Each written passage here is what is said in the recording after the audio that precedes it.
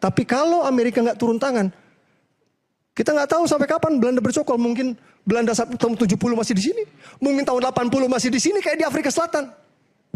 Ya, jadi ketika Pak Prabowo, kalau nggak ada Amerika, Indonesia masih dijajah Belanda. Ya, itu aku tanpa mengecilkan ya, tanpa mengecilkan.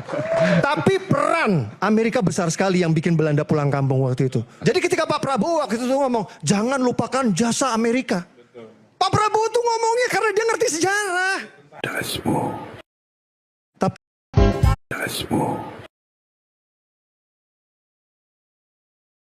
Tapi kalau Amerika nggak turun tangan, kita nggak tahu sampai kapan Belanda bercokol. Mungkin Belanda tahun 70 masih di sini, mungkin tahun 80 masih di sini kayak di Afrika Selatan.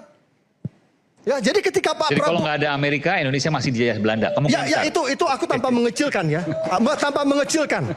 Tapi peran Amerika besar sekali yang bikin Belanda pulang kampung waktu itu. Jadi ketika Pak Prabowo waktu itu ngomong, jangan lupakan jasa Amerika. Betul.